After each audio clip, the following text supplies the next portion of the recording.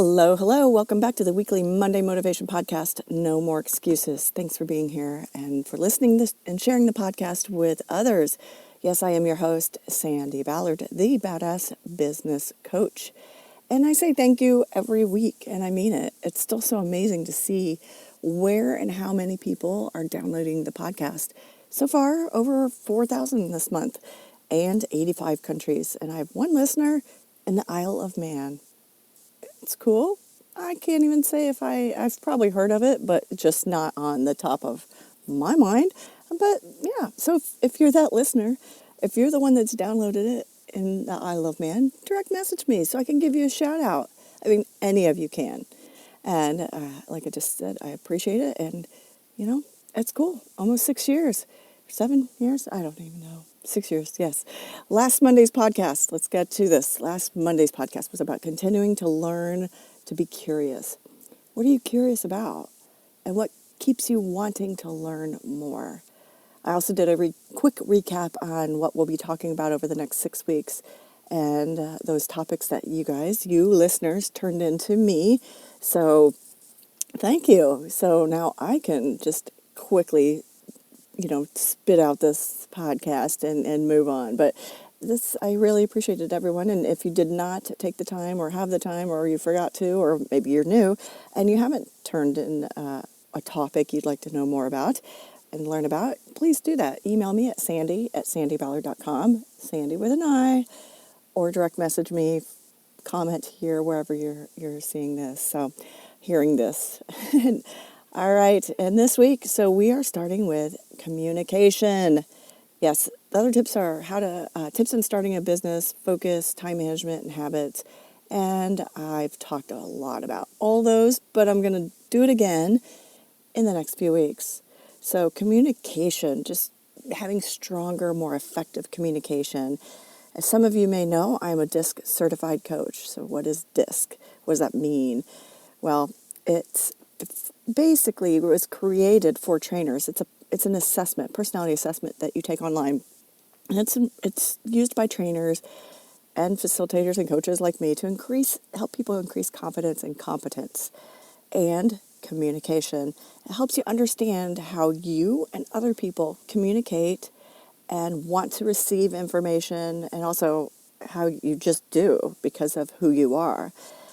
And having clear, effective, and efficient communication is key to anyone's success, no matter what you do for a living. And along the lines of the DISC, it also helps you not just learn how people want to receive information or how you want to, it's how you communicate with others. I've learned a lot over the last 10 years about how I communicate, and man, I wish I would have taken this when I was 5 years old. But thinking about communication, let me ask you a few things. Have you ever wondered why in meetings people ask you for more information than you have when you thought you had a sufficient amount of information? You had all the details everyone should need. And has anyone ever cut you off mid-sentence, mid-explanation, and asked you either very abruptly to get to the point, or maybe something a little less rough and pointing out is, so what you're saying is, and they summarized your conversation, your description. That's happened. And have you ever wondered why someone else reacted a certain way, or perhaps you did, to somebody, whether it's a reaction to how they were acting, communicating, or just doing it? These are all things that I talk with clients about and work with them. And yes, the DISC assessment can help you recognize this. But, even though, say, all of you took the DISC assessment, you would then have to utilize that new knowledge, right? You'd have to do something with it. And it's not always easy. And it is not, I'm not saying, okay, this whole podcast is going to be about DISC. I'm just letting you know that it's a tool I use with my clients.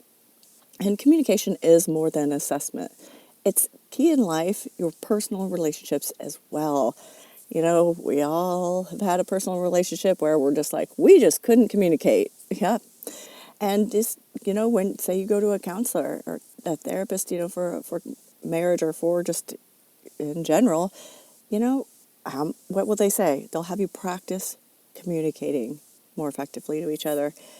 Being clear with communication is sometimes easier said than done. And yes, due to technology, we communicate in many ways beyond verbal, beyond that in person. And, so it's either verbal or written, but then how we deliver that communication is either in person, text, social media, email, video, gosh, because we have Zoom meetings, we have Microsoft Teams meetings, we still have all those other go-to and all that meetings. There's advertising and marketing platforms that have never gone away, right? So think about if you've ever started to leave a voicemail and stopped and were like, oh, you know how you can stop it and delete and re-record it? Yeah, I've done that a few times. Or how many times have you hung up and been like, shit, I forgot to say, or I forgot to include that. So, that's even, bad communication or not communicating properly. How many times have you texted or emailed someone and it was taken wrong, taken out of context? You're like, I didn't mean that. I didn't mean it like that. Perhaps you gave a presentation and the Q&A portion, you didn't feel like you had all the answers. You might have stumbled over your words. Maybe you weren't the best at communicating your point.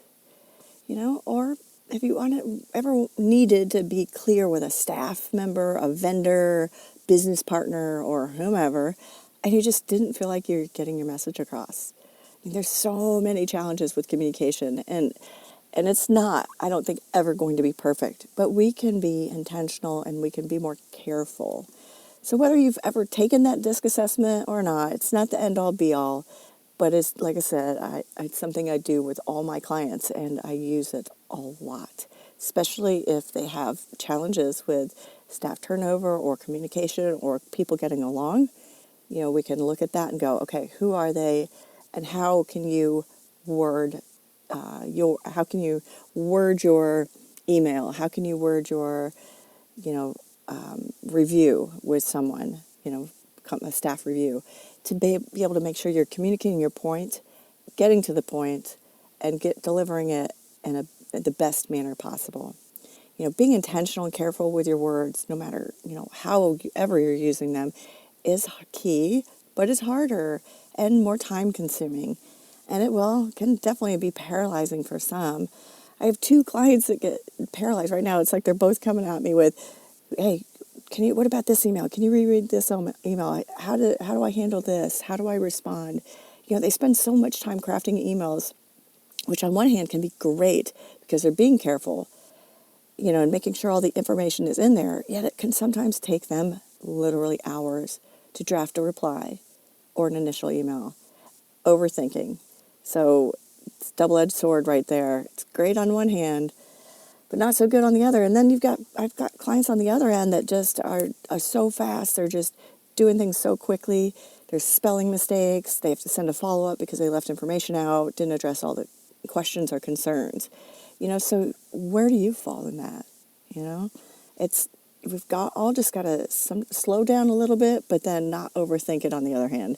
So yeah, is there a perfect way to answer how do I have more effective communication with people in life and business?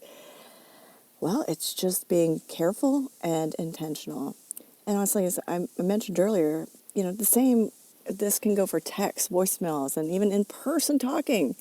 I've done some of the social media lives, through Facebook and Instagram without a script. And I just, once you're live, you're like, well, this is how I'm going to say it, or it's going to come across. And you get done. I've gotten done before, and I'm like, I don't know how great that was. And, I've also done a lot of video. And there's times where I've started and restarted and tripped up over my words.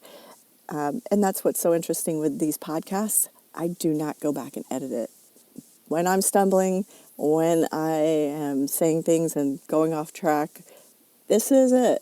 I don't edit it at all. So you're getting the communication however it comes out. And I want to do that because I want to make sure this is authentic for you guys. But when you're communicating in business and it's a real life or a real time situation, like a upset customer or a staff person that is communicating with a customer or vendor or someone, even a coworker, and you're like, that that wasn't great verbal communication there. So you have to talk to them. You got to think on your feet. But my suggestion is, and I'm taking my own advice, pause, take a breath, and then reply. And yes, the same goes for an argument at home. Knowing the DISC assessment has helped me identify when someone is a processor, they need time to think. If you are familiar with the DISC assessment, it's usually the S's and C's. They need to think before they respond, whereas D's and I's are get to the point, respond, blurt things out. And I'm a DI split. So, that took me a long time to get people or to understand why people needed that time, maybe even needed to go process and come back. They don't like to be put on the spot. It's just how it is, right? And no matter if you're someone that is heavy in email and that's how you communicate, looking at how you respond to those emails can help you be more intentional.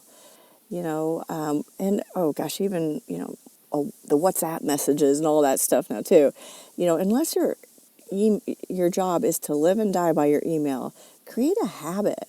Because I just got asked by someone, how do you get on top of your email inbox? How do you keep it clean? And I'm like, that is the magic answer or magic question, right?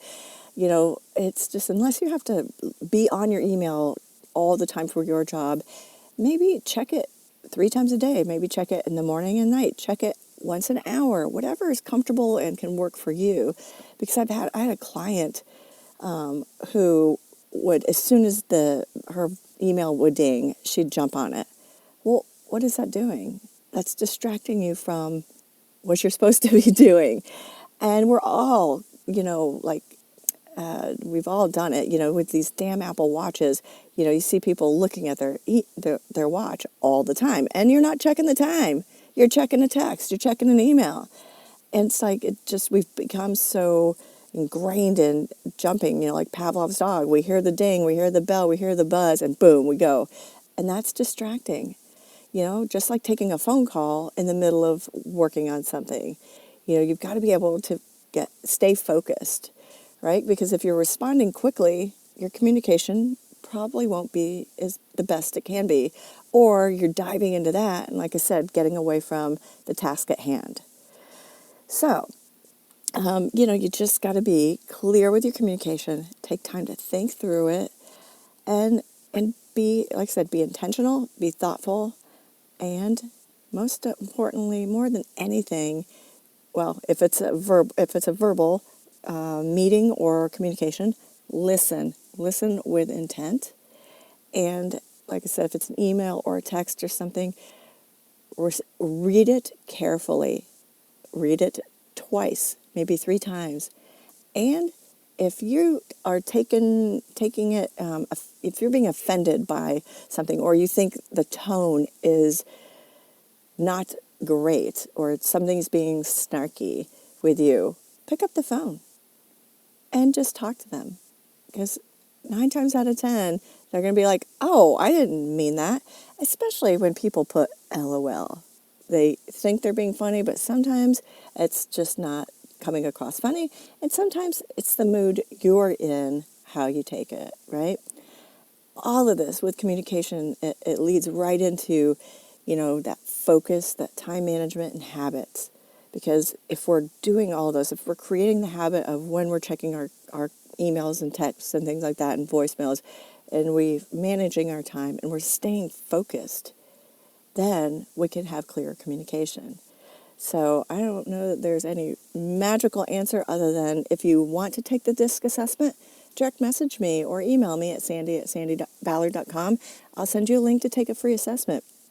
And then if you want more of my time to help you explain what that means, we can work that out. But, if you've taken it, cool, and you understand it, just make sure you're remembering what that is, using it. And if you're not interested in taking the DISC assessment, cool. Just make sure you're listening, you're reading carefully, and you're being more intentional with how you're communicating.